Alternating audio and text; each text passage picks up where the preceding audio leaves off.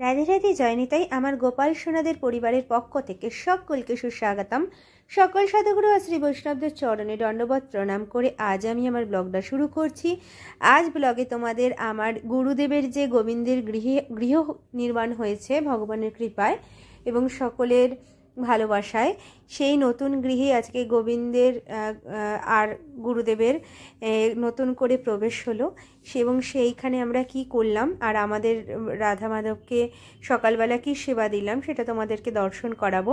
আর আমরা কিভাবে গেলাম, আমাদের সাথে কে গেল, তোমাদের সকলের জন্য সেটা রয়েছে।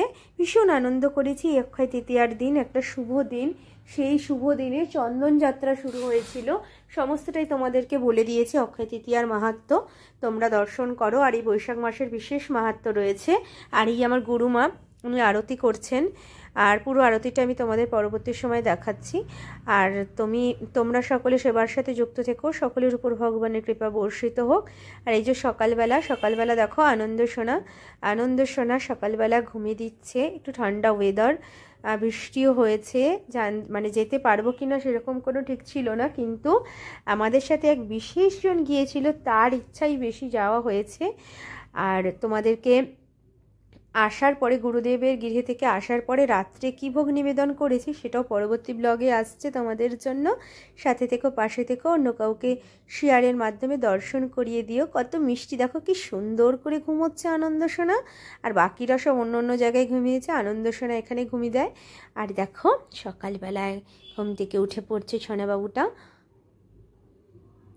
চন্দন যাত্রা, চন্দন মাখবে, অভিষেক হবে। সময় খুব কম, তাই ব্লগটা বেশি করতে পারিনি, আমি ভিডিওগুলো বেশি করতে পারিনি, কারণ ব্যস্ততা ছিল। যেহেতু গুরুদেবের গৃহে যাব, গুরুদেবের সাথে সাক্ষাৎ করতে, তাই আমি বেশি সময় পাইনি। তাই ছোট্ট করেই যতটুকু সম্ভব ততটুকুই তোমাদেরকে দর্শন করালাম। কেমন লাগলো অতি অবশ্যই কিন্তু জানিও। এই দেখো সোনাবাবু উঠে গিয়েছে, তোমাদের সকল ভক্তকে দর্শন দিচ্ছে। দর্শনে বিশেষ কৃপা রয়েছে। দেখো কত মিষ্টি, কত সুন্দর। এরপরে দেখো এবার আমি অভিষেকটা তোমাদের ছোট করে অল্প করে দেখিয়ে দিচ্ছি, দর্শন করিয়ে দিচ্ছি। অভিষেক দর্শনে ভীষণ কৃপা রয়েছে। চরণ থেকে তোমার অভিষেক শুরু হয়, তারপরে আস্তে আস্তে বক্ষ, নাভি বক্ষ, তারপরে মুখমণ্ডল, তারপরে মাথায় জল দিতে হয়। আগেই মাথায় জল দিয়ে দিতে নেই। এরপরে দেখো বাকিটা তোমাদের ভোগ দর্শন করিয়ে দেব।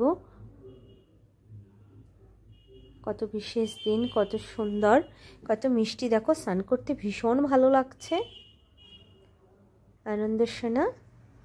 আর এই যে আমার গিরিধারী গোপীনাথজি, তাকে সকলকে আহ্বান জানাচ্ছি, আসনে এসে বসে পড়েছে। তাদের সকলের ভোগ দর্শন তোমাদেরকে করিয়ে দেব। তারপরে রাত্রে নৈশকালীন সেবাটাও দর্শন করাবো অক্ষয় তৃতীয়ার, তা পরবর্তী ব্লগে আসছে। আর এই যে ভোগ নিবেদন করে দিয়েছি, ভোগটা তোমরা মানুষে পেও। তারপরে আমরা কে গেলাম গুরুদেবের গৃহে সেটা তোমাদের জন্য রয়েছে। ভোগ দর্শনে ভারী সৌভাগ্য, তোমরা দর্শন করো। আমরা টোটো বুক করে এই যে আমরা সবাই মিলে যাচ্ছি। প্রথম এলাম নতুন জায়গায়, আমার গুরুদেব গোবিন্দের গৃহ হয়েছে। আর সাথে রয়েছে আমাদের গোপাল সোনা।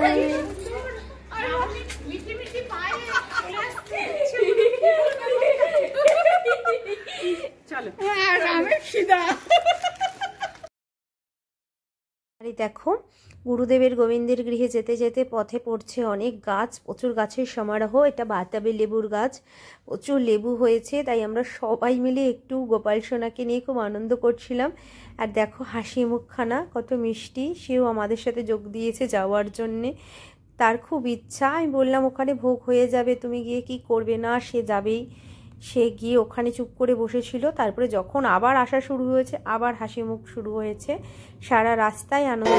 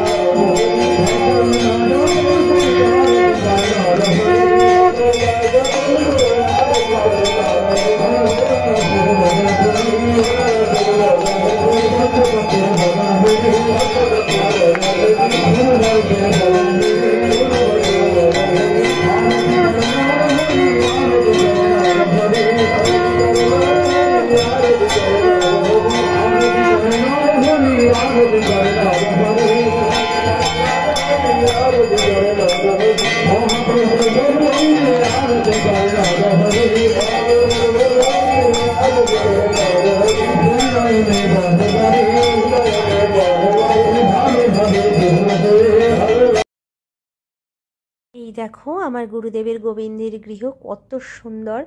এখনও ঠিক করে গোছানো বাকি ঘরগুলো হয়নি, তাই সবটা তোমাদেরকে দর্শন করাতে পারলাম না। অন্য একদিন তোমাদেরকে দর্শন করাবো। ঠাকুর ঘরটাই দর্শন করাচ্ছি। দেখো কত সুন্দর। এই যে ভোগ দর্শন করো। এই যে আমার গুরু বাবা বসে রয়েছেন, আর এই যে আমার গোপাল সোনা সেই গিয়ে আসনে বসে পড়েছেন। বাবা ভীষণ আনন্দিত হয়েছে আমাদের যাওয়াতে।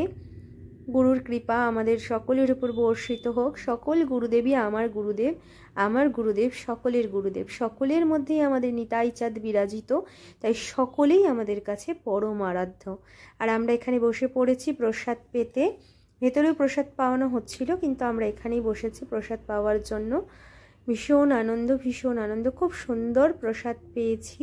ভীষণ ভালো লেগেছে আজকের এত সুন্দর দিনে যে আমরা সবাই মিলে এত আনন্দ করতে পারবো, সেটা ভাষায় প্রকাশ করতে পারছি না। যে অক্ষয় তৃতীয়ার দিন সকল কাজই অক্ষয় হয়ে থাকে, তাই গুরুদেবের গৃহে আমরা সকলে যে যেতে পেরেছি গোপালকে নিয়ে, এটা আমার কাছে অনেক বড় পাওয়া।